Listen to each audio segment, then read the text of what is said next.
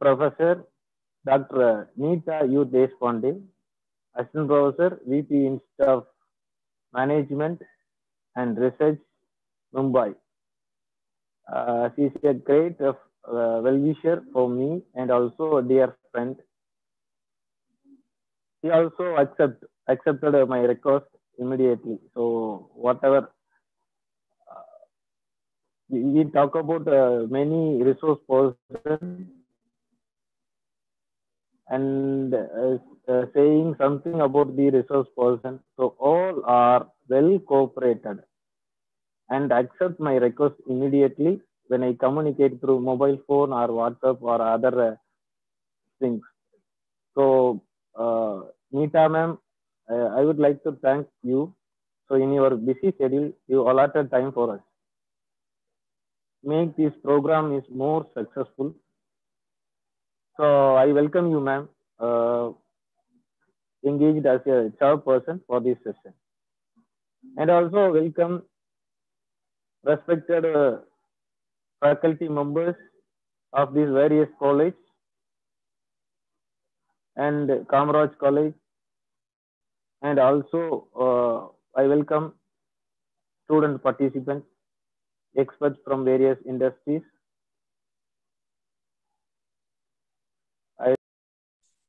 Ma'am is audible. Okay, fine. Thank you so much, ma'am. Vanakkam. Okay. You're audible, ma'am. Okay, fine. So, I welcome Dr. Neeta U. Deshpande, who serves as an assistant professor, VP Institute of Management Studies and Research, Sangal, Mumbai. She loved teaching and she have a teaching experience of more than 14 years and have presented more than 30 papers in the international and national conferences. She has also published more than 45 papers in reputed journals, edited 3 books, serving as a member of editorial board and in review committee. Dr. Neeta also works in developing case studies in law and management. We welcome you, ma'am. Please, you can take over the session, ma'am. Thank you, ma'am. Okay, thank you. Thanks a lot.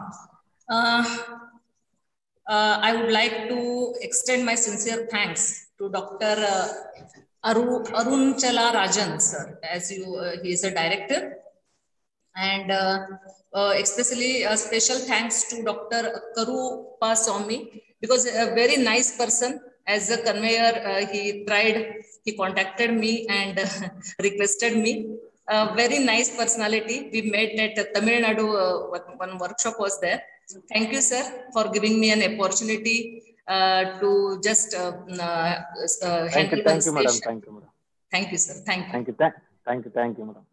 And in this COVID situation, fetching the paper for the conference is very rigid task. So the session, congratulations. Today is the 3rd day of your international conference on talent management and effective workforce. And successfully you have conducted. Congratulations once again. The topic assigned to me is talent management challenges in post-pandemic. Okay, so it has been near you can say about 18 to 19 months since the coronavirus spread and impacted all the aspects of our lives. Okay, everyone has experienced major personal and professional changes. Okay, in everyone's life. Okay, while navigating the pandemic, we are just facing a number of challenges in our life and in the professional life. We are all adjusting to a new reality of work, and even in a good times, change can be very tough. Yes, you must be agree with this. Okay, the pandemic has permanently changing things for each of us, and pandemic has resulted in significant talent management challenges for us. Hiring is freezed now, totally hiring, because as working as a TPO, I'm facing a lot of problems. Okay, in just placing my students of MBA and MCA. So hiring is freeze, layoffs, salary is freeze, salary freezes is one of the challenge.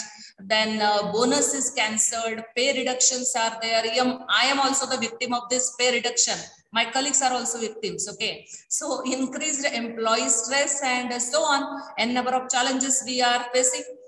So considering the HR, yes, I have to focus on this challenge management, but COVID-19 pandemic has changed the world and its ways in different aspects. Okay, it has pushed the World Bank, because I have interest in research. I gone through the World Bank data.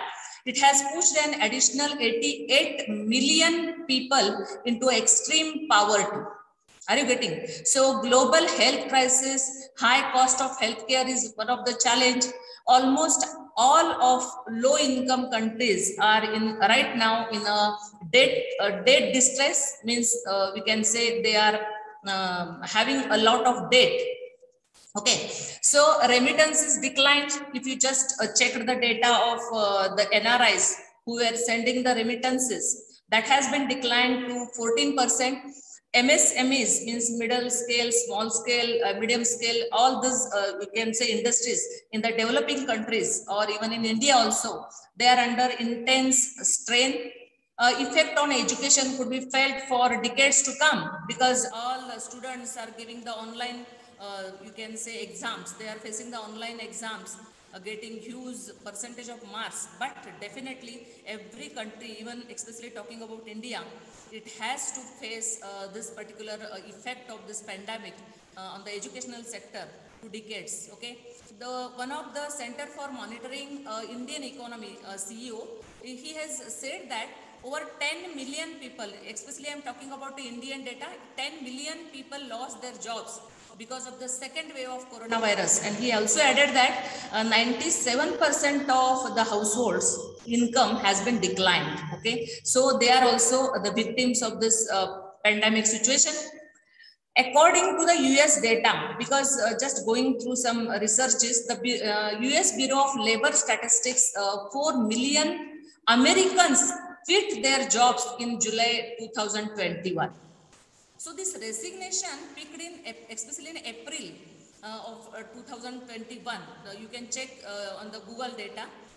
Organizations must now introspect whether the absence of one-on-one physical interactions and the closure of offices has meant that employees have lacked in the sense of belongingness. And this sense of belongingness is very important factor in the success of every company. Because this belongs to their workplace and no longer find a larger purpose or a meaning in their jobs. Okay, because everyone is just under the stress what will happen in future, because everything is uncertainty. Okay, so the pandemic has also underlined the age-old problem of skill mismatch. Okay, as a working as a TPO, I am also getting the same problem. But after this pandemic, we are facing much more problem. Okay, so within the workforce and the employers' needs. Moreover, the mainstreaming, or we can say mainstreaming of the digitization, big data, artificial intelligence, what we call a passionate word for that, AI, okay, that is artificial intelligence and automation, has made many workers redundant because they lack skill sets. And now organization, if you just flip into the Gulf countries, okay, because as a TPO, I have to work on this also. In the Gulf countries, what they require in their job description, 5 years experience, 7-year experience. Because from the first day, they want, you can say, work from the employees, okay. So obviously employees should have a skill sets, okay, that is, so roles in their organization, aside from creating a massive demand supply and gap for the professionals with the digital and analytical skill, is the challenge before the HR. Okay, so it has especially talking about, if you know, different organization, whether those are in India or abroad, every leader, every employee reflect on their real needs, because in pandemic situation the needs are increasing. Question their goals and define what is important. How do you do work Because organizations, when it is taking care of its employees, if they want to maintain the talent, then they must have to take care of all these things. Where do you do that work? Is any employer asking us the question, as we are working in the teaching field, how you manage the classes, how you completed the assignments? Is anyone asking us? No. In the same way, in the organizations also, the same things are happening. We are all cautiously optimistic. Yes, we should be optimistic about the future. Despite of positive trends also, there is still a considerable amount of anxiety. Yes, you are also agree with me. When considering how to handle today's challenges, customers, employees, suppliers, stakeholders, partners, future employees are watching how these organizations approaches the challenges and opportunities in coming years in the post-pandemic era. So managing talent well has become a crucial for finding opportunity in the midst of changes, as leaders must shape the workforce with the skill sets, we can say, to deliver on a strategy now and in future also. They have to face the current situations also and the future upcoming situations also. So technology, yes, digitalization technology has now just untied talent from the location.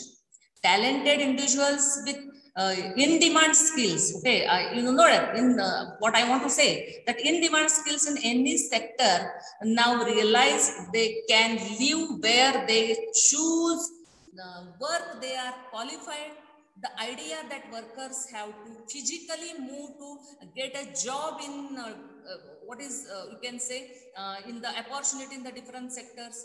These talented workers want to be free from the geographic borders. This talent, they want to be free. They want the flexi time.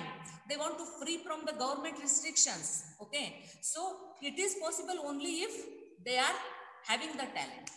Workplace and workforce, just I am repeating the words, workplace and workforce have now been separated. They have divorced from each other. Global talent pool has arrived, and talent is the new global currency right now. Okay, as we say that data is the currency right now. So now I would like to add this talent is the new global currency. If businesses have the culture, confidence and the technology to tap into, then obviously organization can just grab this opportunity and they can use this talent to get the success. Okay, so companies are facing extraordinary challenges with their workforce management, from recruitment to the development to retention. The world of, we can say, work is changing fast. Income pressures are there, working from home is there, even personal well-being is also one of the challenge. It is under, you can so spotlight, that is well-being of the employees is under the spotlight right now. So HR has to take care of this. Employers and their clients alike will need to adapt and you can say engage with the risk and opportunities that now present themselves. Okay, COVID-19 has fundamentally reworked the rules. Employees' expectations have changed, and businesses that fail to grasp this fact risk losing good people, may struggle to recruit. Just I completed one research regarding our teaching faculty in our area. I come to know that many of the colleges have not given them salary for 4 months, for 3 months. Are you getting? So there are no any expected that they will give the back, you can say, some have given the half salaries. There is no any guarantee that management will pay the, we can say, difference. No guarantee, because those are not on the, you can say, payroll. Those are not the UGC approved teachers. So those are facing this very crucial problems. Conversely, and obviously some talented people, they left the job in colleges also. When we are talking about the teaching organization, some have left. So employers who reorganize the change and embrace it may find themselves with a competitive advantage and an inflow of the talent. COVID-19 hit and started to interrupt the human life behavior. It started to interrupt the human life behavior. This year has been the most challenging and difficult for all of us and all the organizations in the world. It has faced most critical space during the pandemic crisis. More so for the HR, never thought pertaining to the employees' health and safety and focusing areas like engagement, then workforce balance, work-life balance, like that. When the pandemic hit us in the month of, I think, March, okay, so I can remember the date, 16th March 2020, okay. As a HR, go in front line, communicating with this employment, okay. So preventing and mitigating COVID-19 at work, this joint policy of WHO and the International Labour Organization provided one summary, that is a transmission of COVID-19 in general workplace. And they have given some recommendations to prevent and to mitigate the COVID-19 effects at the workplace. Every organization during that period also, they have to match with these particular policies. The mental health, considering you can say COVID-19 outbreak, these mental health considerations were also developed by, you can say, mental health department of the different nations. Okay, even at the international level also. So mental and psychological well-being during the COVID-19 outbreak. Right now we are in the post-pandemic, but then also still the employees are under stress. Still the employees are in arena. Still the employees are under the stress of losing job. Are you getting? So here, this is a very big challenge before the HR department to adapt with these situations. In the opinion, during this crisis, in my opinion, we can say that at the center of the vision and mission of every organization, strong and sudden shift in the work culture, in a remote workforce, they have to bring some changes in their, we can say, vision and mission. It has brought about 180-degree change. What I say, 180-degree change in how we are approaching the people and handling their concerns. And also it believes that these are the demands that have brought about 180-degree change in the way of employee engagement and employee satisfaction, work environment, compensation or the salary structure, we can say, compensation structure, medical facilities, insurance premiums, okay, because Mediclaim is must for every employee right now. So HR has to adapt with this upcoming changes, bringing focus on the mental and emotional well-being. That is also important thing. All these demands HR has to cater to, and there are many more demands that come up in future. Because some are saying that third phase will come. We are in arena again. We don't know what will happen in future. So as per my opinion, some key trends in the post-pandemic era, what I would like to suggest, being remote working, all of us across the industry, working from home. When we are the teachers, we were also working from home from last, we can say March, okay, 2020. There is uncertainty when the workforce is going to working from office. To invest in digitization, digital transformation has taken place. The COVID-19 crisis has brought about years of change in the way companies in all sectors and all regions do business to stay competitive in this era, okay, to stay competitive in this new business environment or new economic environment. Every organization requires the new strategies and new HR practices, okay. So this is being remote working. The second trend I would, I want to focus on that, data-driven decisions. As a HR expert, or we can say HR specialized person, I would say that right now the organization should focus on the data-driven decisions. The most important skill for the workforce today is to learn, unlearn, and relearn. Once again, I am repeating, to learn, unlearn, and relearn to remain relevant to any organization. It is in this phase that technology-led and data-driven talent, the performance assessments, we can say tools, will play a very crucial role in upcoming era, that is post-pandemic era. So every HR should focus on this data-driven decision making. That is, we call triple DM. Triple DM means what?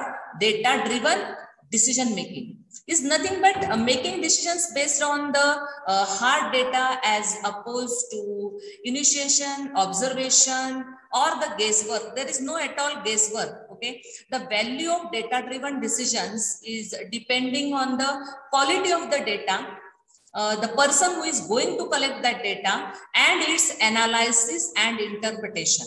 The competency of the person who is collecting, who is interpreting, or who is analyzing that data. Okay, and all the decisions regarding the HR should be on this particular data-driven decision-making system in every organization. Just 1 minute.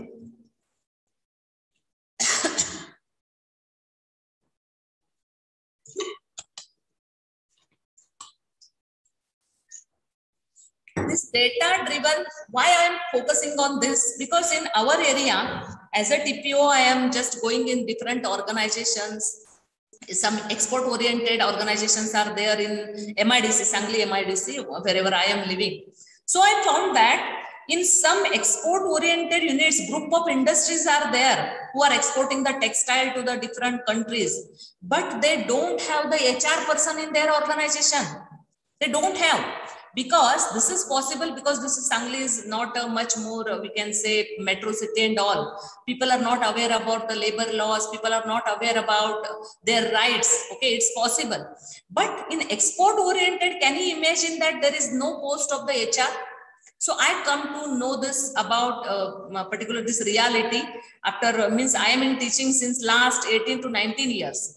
But as I am shouldering right now as a TPO job, I've come to know that this is very, we can say, there needs the drastic change. If HR person is not there, so obviously we can't think about the HR policies. We don't think about the talent management. Are you getting? So this is very challenging work for these organizations.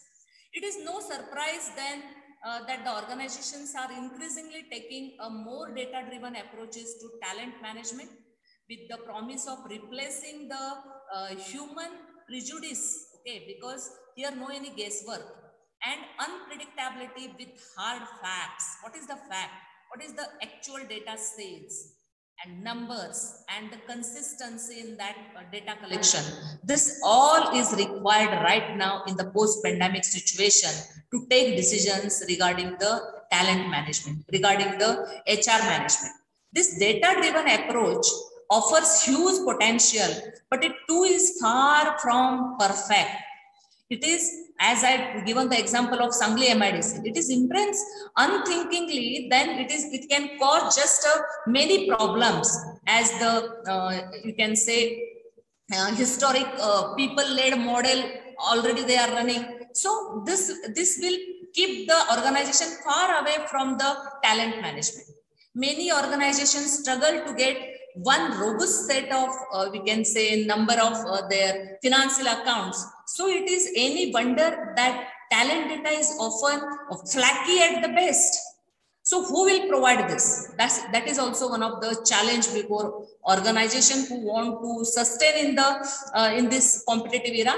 Thus, creating a talent pipeline and pacifying, we can say, disconnected employees' feelings, retaining them, coping with the post-pandemic recovery will mandate a carefully crafted, carefully designed strategic approach from top management. It will also mean embracing a data-driven approach to understand which employees are most risk of leaving and why, and resolving their issues at earliest as possible so that they will not leave the organization. Because henceforth in the pandemic situation, organization will sustain, organization can make their development only and only based on the decisions of their talent people. If the talent people are just leaving their jobs, they are shifting to the other locations, shifting to the other companies, then that will be very problematic for the organizations. The third, we can say, factor or the key factor, which where I want to focus on that is employee safety and well-being. Employee working from home, managing kids, switching from online classes to the online meetings, also simultaneously managing the daily homely chores, okay? But it don't mean he is not under the stress. Yes, every employee, whether he is working online or from office, he is under the stress. So this organization has to adopt a people's culture and make an employee safety and holistic well-being as a priority basis. On the priority basis, they have to undertake such measures, you see. It is not just about organization's well-being activities and the services for their employees, but also about how we bring that change, taking care of employees. That is most important thing. Okay, so all it has to become a cultural change across the organization, or you can say on taking care of employees, flexible work conditions, leadership, empathy. If we have to give stress on the empathy, it will create a lot of difference in strengthening the employees' trust in the organization. That will shape the future HR in the, you can say, coming years, okay? And then only organization can maintain the talent in their, we can say, in the company. So the fourth key factor where I want to focus, that is the strategic talent management. What is this? So if you just ask to the different HR officers, they can craft a strong and durable talent strategy for the most post-pandemic world. Finding and hiring the right people, efficient and effective hiring continues to be important. It's important because gone those days where we are just uttering the word right people should be at the right time. But now the situation has changed. Managing and rewarding performance, the HR has to give stress on that. The crisis is accelerating shifts in how organization manage and reward the performance, because performance appraisal, traditionally performance appraisal, different techniques were there, but right now in post-pandemic situation, this performance appraisal, it has dramatically affected goals and performance plans, while making remote workers further reliant on the performance management for feedback, tailoring the employee experience, the blurring line between work and life, that is work-life balance. Okay, working remotely means employee experience is even more critical. So these are all challenges before the HR to tackle with all this, we can say, issues regarding the employees. The HR officers, or we can say HR managers, HR people must help to establish the norms of working that foster the engagement and inclusion of all the employees. We can say workforce models, different workforce models we have to look into. As the economy is taking up, dispersed workforce and even increasing demand, new skills, flexibility to work. Okay, as already we have discussed on it, the HR has to look on these factors also. We have to talk an hybrid workforce model. Hybrid means we cannot stick up to one workforce model, but there should be the combination. There should be the hybrid workforce model where daily calls and meetings will have a different force to cater the both offices and work from home environment, everything. Right now, I would like to give one example, want to share. As a teacher in our area, the university still has not sent any circular regarding offline classes. Okay, so our management has taken decision that we have to conduct both online and offline classes at a time.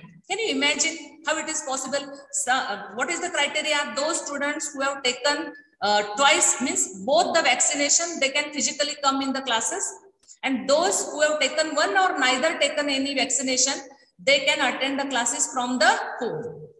So as a faculty, how it is possible to conduct both by? Then management is saying that if you don't want to conduct the classes by both way, then conduct online one time and offline one time. So if you can you imagine that in a week we have to deliver the lectures, 20 lectures per week. So is it possible for any lecturer to deliver 40 lectures? Time, yes, obviously 40 minutes time is there. So what we did, we said the management, just make the arrangement of that LCD, what we can, PPT we can show for the offline students, and for online we just arrange one PC, and as usual we were taking the lectures online, we will conduct that. So that was our solution. So here also organizations' expectations are increasing, and we are under the stress how to manage all this. The same thing is happening in some organizations also. So we have to peep into that also. So here the landscape of talent acquisition, how it is changing so far. The companies are hiring them in shift from individual roles to the organization-wise skills. That is also the challenge. They may want to look at what skill the new hire is getting into the organization rather than the role he would play in the organization, because they would want to scale up their workforce so that they are able to take up the roles through their skills, and they are able to scale up with the upcoming demands of the employees. So this is great challenge before the HR right now. It's a great challenge because HR has to facilitate this shift by dressing the, we can say, employees' aspirations, making sure that the organization is the way it is financially supporting, because everything depends upon the funds again. So this is again the challenging work. Companies also prefer a scalable work models with flexible workforce, and hence organization will have to develop the vigilance among the employees and train the managers, train the expert people to spot the burnouts, In short, we have to embrace the risk and change that. Now we'll be able to make our evolving expectations of the workforce, evolving expectations of the employees. Employees' engagement is playing a very important role. Yes, employee. In various institutions and the organization, they have started some new, you can say, policy here. That is employee engagement. How it is possible in the employee, what are the measures? What is important things? So I have written one research paper on this, how the employees can be engaged so that the talent management can be done through this employee engagement. Okay. So key drivers I would to focus on communication. First, upon the communication. As much as it's important to human being how they feel, what they want, and equally important to have transparent communication from top to bottom. Employee feedback is very traditional. They were taking the employee feedback and accordingly they have to work on it. But now the demand to have more frequent connects between the leadership and employees is the urge of today. Okay, so coming together and communicating transparently, supervising, checking is very important. They need to ask their employees and their teams, how are you doing today? Are you in any trouble? Are you facing any problem? What is your problem? Okay, so here, even if the leadership is not focusing on that, they are not communicating with the employees, then obviously the employees be feeling, employees commitment, they will not get it. And without this, they cannot achieve their goals. Okay, so the second key factor I would like to focus on, growth and development. Current scenario, that is in post-pandemic situation, demands for the holistic performance management processes that is more regular and continuous. We have to take continuous feedback from the employees, cross-functional training for the employees, giving them opportunity to perform their work. They will develop all these things will develop the belongingness in the workforce. This belongingness means what? We feel. Understanding the employee aspirations, what they want to do, what is the learning opportunity pertaining to their aspirations. We enhance the employee experience. Every organization should take care for this growth and development of the employees. The third key factor where I want to focus, that is the flexibility. Flexibility is the third driver, key driver in the talent management. Flexibility around work hours and the productivity. We are in the time we need to talk and act with the empathy. It is for the managers and the leadership to know what is someone is not performing. Matter with trying to know what is the problem with that particular employee. What is the problem with her or what is the problem with him? Organization should look at the employee's lens, employee's eyes, and they try to learn what they want. Also important for employees to understand. Yes, as we said that employers should look from the eyes of the employees or the lenses of the employees. But I would also say that employees also check with what are the expectations from the employers. So there should be the match between employer and employee. And flexibility, if the employer is providing the flexibility, so obviously employee will be happy. The next key factor is learning and growing. Yes, the HR officers must consider the effects of large workforce transitions accelerated by the COVID-19 crisis and the key role that reskilling plays in helping the close talent gaps. The agenda for post-pandemic learning and developing extends beyond the reskilling to three, we can say, categories of the cost-effective training, which some leading organization, they have adopted right now. That is broad-based digital training in essential skills, focused upskilling rooted in the changing work environment, and the leadership development. Through this, learning and growing is possible. In this scenario, post-COVID, or we can say post-pandemic, approaches like design thinking and employee journey maps, we can say employee journey maps.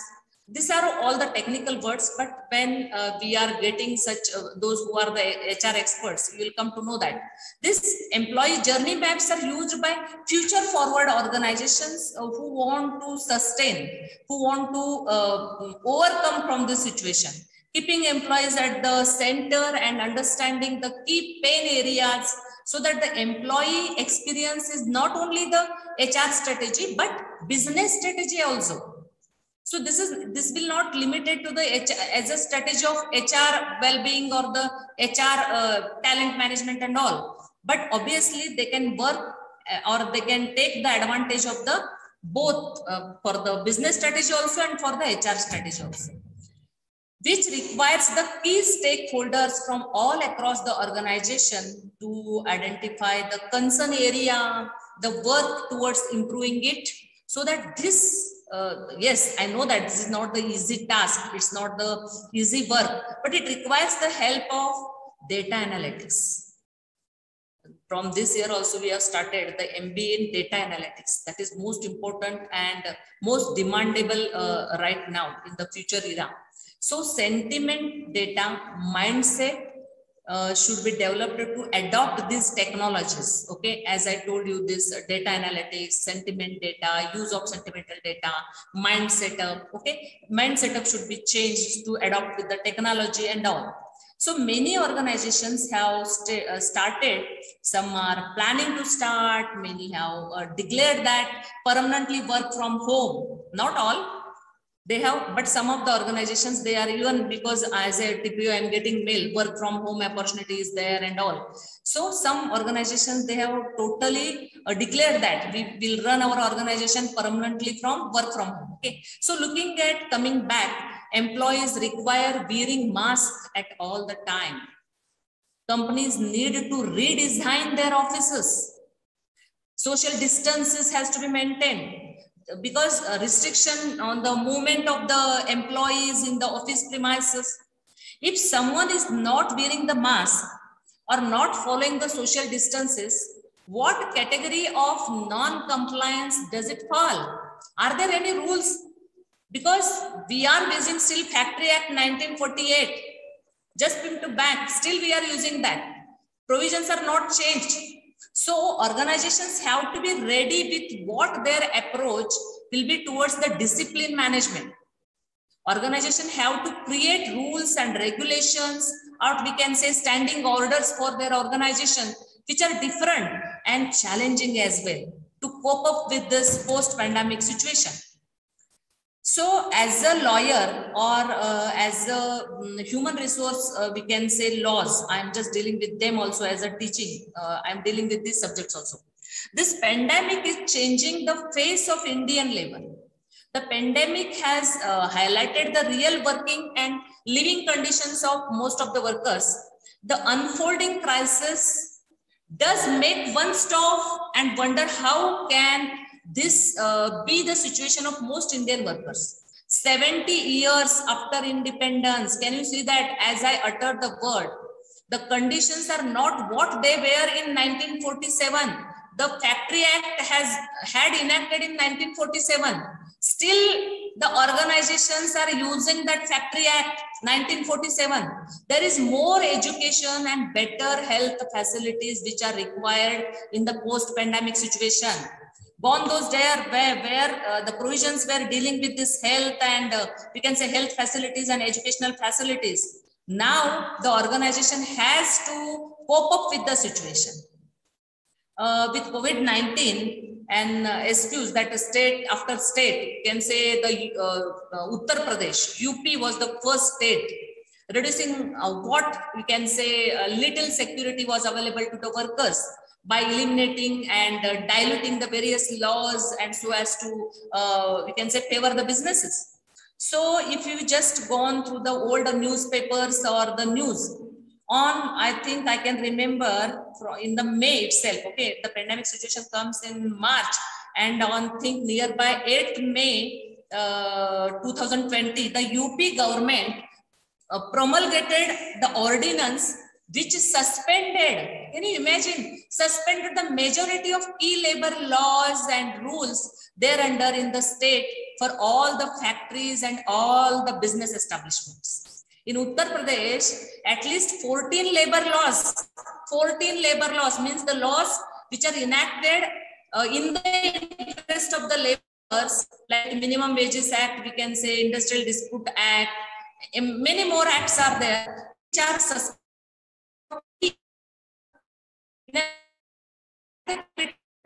It is this is why the economic suspended, then only it is possible, then only economy can come on the line.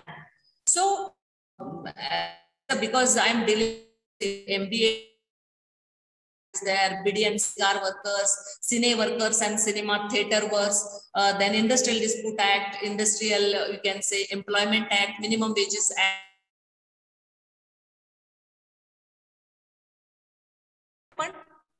Yeah, ma'am, your video was stuck for a minute, ma'am. Now it's okay? Yeah, ma'am, now it's okay, ma'am. Okay. You can continue. So, I was talking about the labor laws, okay? When UP was the first state which has stopped, suspended this implementation of the act for 3 years. So the list of acts is there: Motor Transportation of the Workers, Payment of Bonus Act, Payment of Gratuity, Payment of Wages Act, Public Liability Insurance Act is there, State Insurance Act is there. Again, I would give to Trade Union Act is there, the Indian Byler Act is there. All these labor related or the acts which are protecting the labor, which are protecting the health and safety of the laborers, which are giving the insurances to the all these acts. We can say act that also. This is we'll round up within few minutes. Okay. So focus on the security and employee organizations should we can say arrange for on-site gyms, subsidies for the membership, mental health coverage, flexible schedules, health insurance facilities, mediclaim facilities for the employees. This is must, because again I want to share one of the faculty in 2020 when the coronavirus we can say COVID outbreak came. And one of our faculty, as we are in the private institute, okay, so obviously no such facilities, mediclaim and all. And he suffered from the COVID situation. He was hospitalized for 15 to 20 days. So see that the person who is working authoritatively, at least he should call the family members. At least after coming, whatever the 15 days salary should be paid, because that was unavoidable situation. If the organizations are cutting the salary during that particular, we can say situation when he was hospitalized. So can he give the commitment towards that organization? Can the management expect the commitment from that employee? How? So here, sentiments, because human being is a combination of, you can say, flesh and blood. He is not the machine. He is not the machine. So organization has to take care of all this. So flexible schedules, health insurance facilities should be provided. Compensation and benefits, that should be taken care. Continuous learning opportunities should be provided to the employees. Company should invest in reskilling and upskilling. Company should help the employees to successfully increasing adoption of the digital technology and automation at the work. Okay, n number of now organizations, they are taking efforts for this giving training to the employees. Protect employer brand, that is also the challenge before the HR. Avoid short-term measures which could create the long-term issues. Avoid short-term measures which will create the long-term issues. So one's ability to attract new talent, it depends upon, or employee engagement and the productivity of the employee, it depends upon the employee commitment towards the organization. So when the commitment is possible, if the employer is having such brand, and so to protect that brand, employers or the organizations has to take efforts. Okay, so new culture has to be developed. Everyone updated on the new initiative and efforts being put in on a regular basis as a work from home extend into the you can say foreseeable future, and many people are getting stressed and unable to balance, or you can say work-life balance. So what it needs the organization has to give stress or focus on development of the new organizational culture. So how to tap into the talent? To assess the availability of the talent on hand, to understand the skill strengths, weaknesses, gaps, skill gaps, to take advantage of this available opportunities and have a clear understanding of the skills, capabilities, and experience of the workforce. Organization has to just study about this all. Everything relies on how the companies manage the change. HR needs to encourage a shift in attitude and behavior to enable the employees to face key challenges. Today's unpredictable environment has an impact on the internal capacity. The funding shows that 95% of the surveyed, we can say some research findings, they have proved that 95% of the surveyed talent acquisition leaders have a reduced internal recruiting capabilities. With a smaller recruiting force, organizations have to redesign their talent acquisition processes, simplify or redeployment of the existing resources. It is not enough. They have to go beyond that. They have to go beyond that. Are you getting? So coming out of this pandemic, some organizations will be leaders in creating their talent as a renewable resources. while other organizations will be left behind, focusing too much on the wholesale layoffs, then other wasteful practices. This is the moment to get your organization on the right side of the right equation.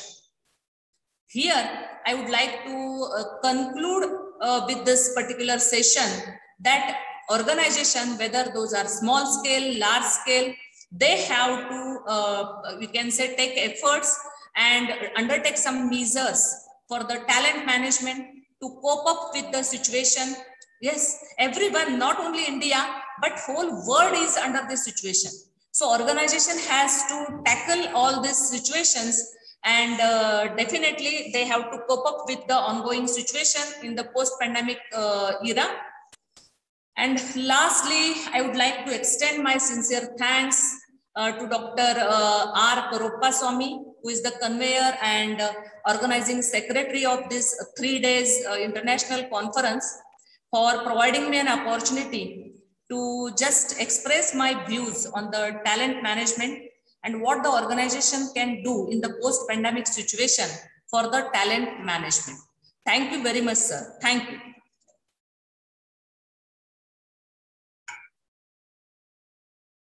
Thank you, ma'am.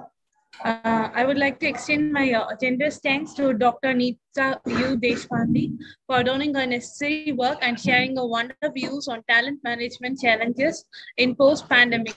Thank you, ma'am.